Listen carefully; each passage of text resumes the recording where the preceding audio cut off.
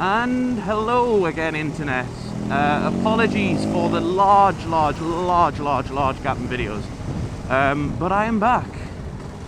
Some of you more eagle-eyed viewers and subscribers may notice something a little bit different. My bike's blue. It's also no longer a CRF 250L.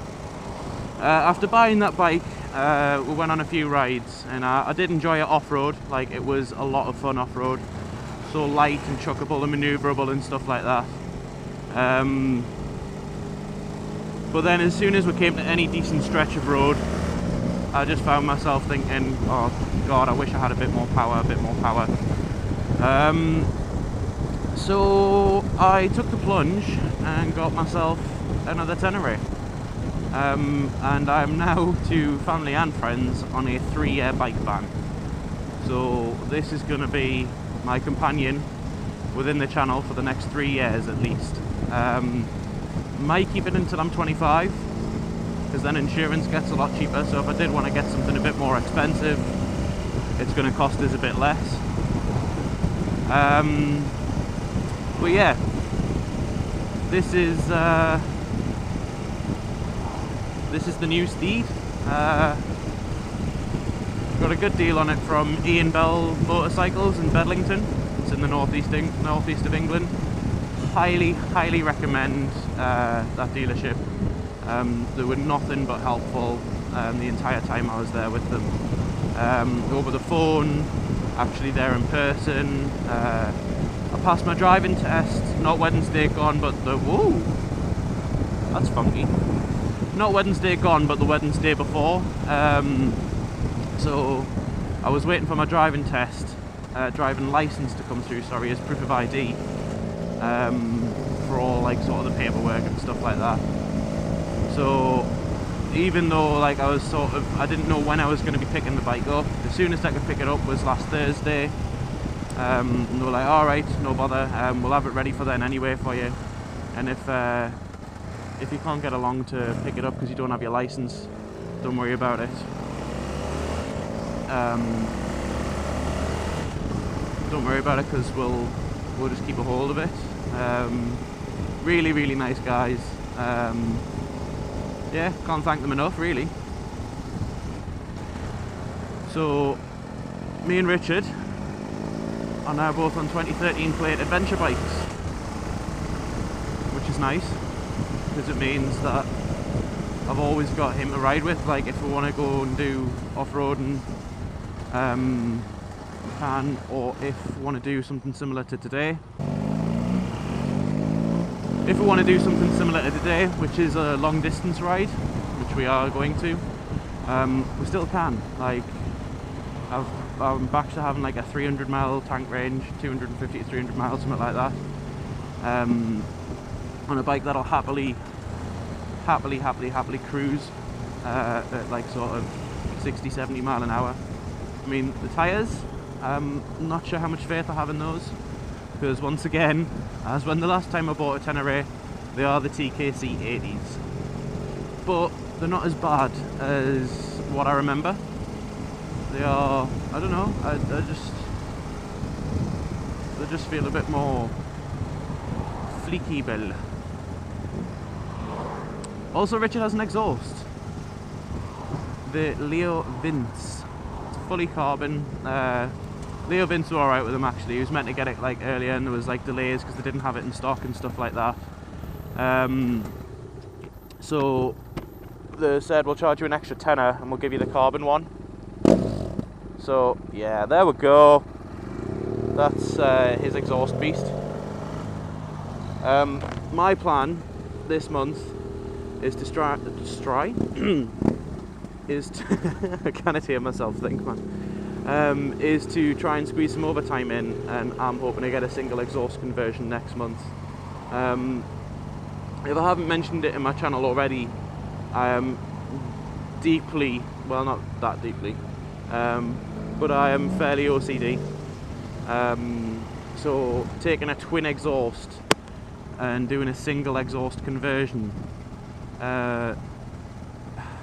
it's just going to sound better, it's going to be cheaper to do, and it's going to be weight reduction. So the pros outweighs the cons, and the cons is it's symmetrical. The cons is it's not symmetrical.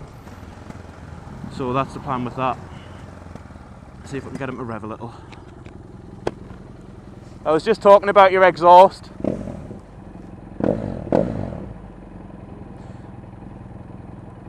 It's just... Yep, that'll do. So for people that don't know, the engine in the 800GS is also the same as the engine that's in the Nuda. They're just tuned differently. Oh, it's so cold. Yeah, they're just tuned differently. So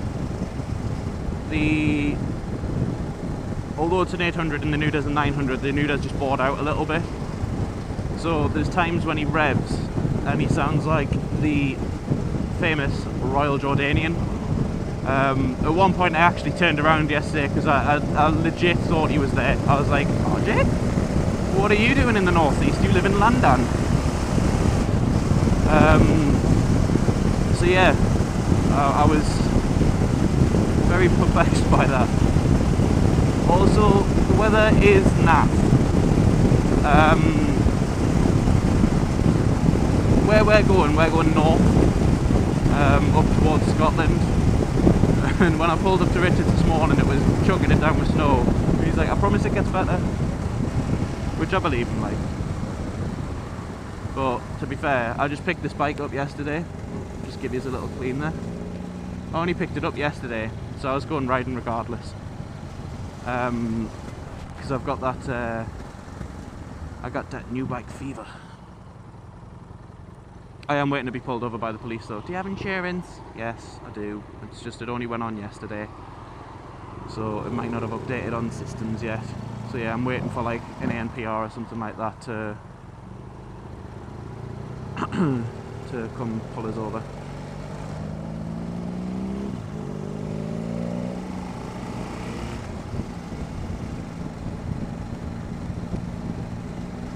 But we shall see.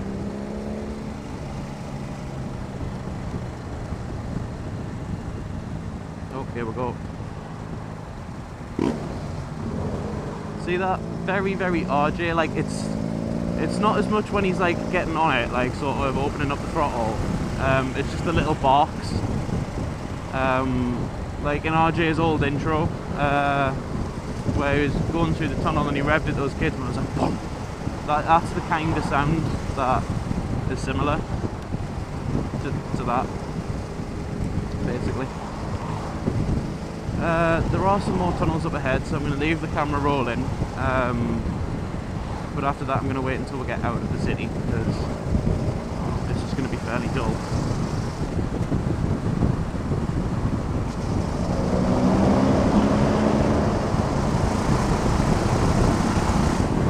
My bike's so quiet in comparison. Although if you take it up to about 5.5, 6k, it does make a bit more sound. I'm going to do through this tunnel.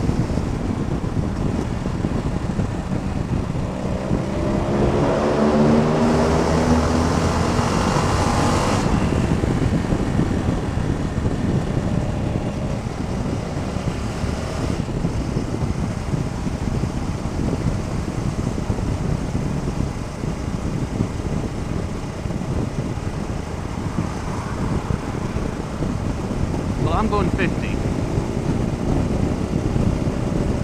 And I've just been undertaken by a Hyundai i10, which can definitely not be going 50. Oh well. Anyway, I'll catch us on the flip side once we get out the city.